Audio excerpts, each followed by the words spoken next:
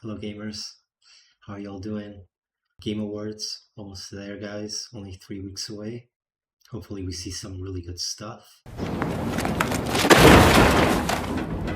Today I want to focus on not the awards themselves because, let's be honest, not a lot of people care about that.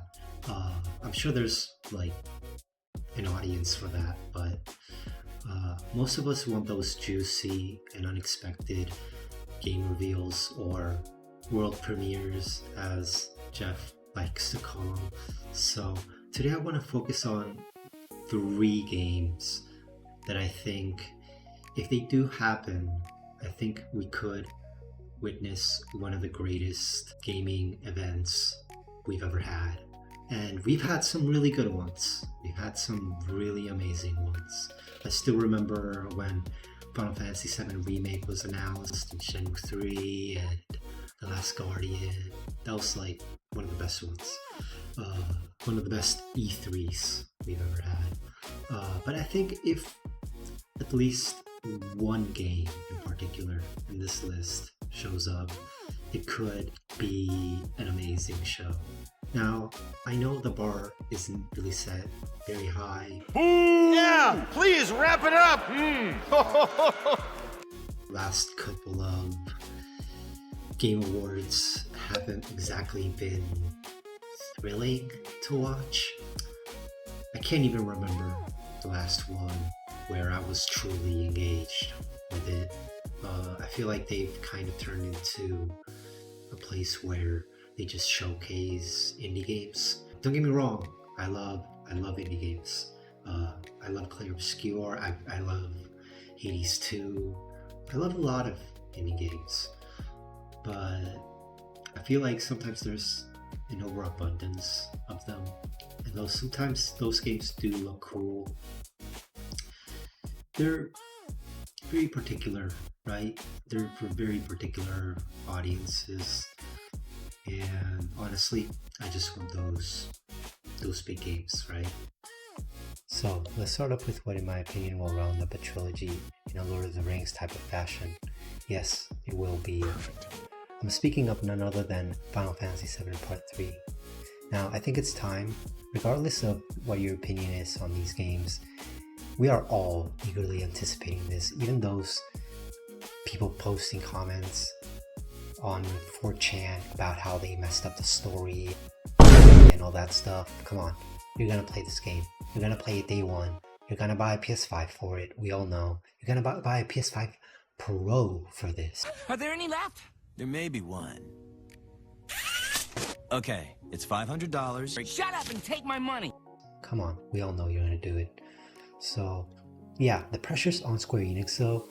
What's that ominous glow in the distance? They definitely have to deliver with this game, and I think a lot of people will either be really excited or very much not excited, depending on what they show with the first trailer. I do want this game to be at the Game Awards. I think it's the perfect place. You got millions of people watching, and that's what they need right now, right? They need to sell a lot of copies with this third game. Make a trilogy pack, so you got all 3 games in there, and I think, yeah, you got a recipe for success if they don't f*** up. So yeah, I think we got this game in the bag for the Game Awards, but I still wanted to include it in this list. The director Hamaguchi just can't seem to shut up about it. He's saying that it's gonna make FF7 a lot of people's favorite video game of all time again, that it's gonna be one of the best games of all time, things like that, and like he's definitely hyping it up.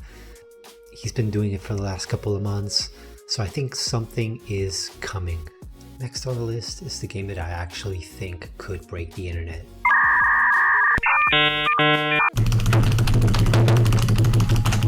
Like literally. None of this, oh, this is gonna break the internet type stuff, and nothing happens, right? People talk about it for a day and they just forget about it. But this next game, I think, could literally break the internet, and it's gonna have the world talking. Like, we're talking Grand Theft Auto levels of hype. And that game is Half-Life 3. Yes, they finally learned how to count to 3. No more prequel or sequel bait. Now, it's been 18 years since episode 2 came out. A lot of leaks have happened since then.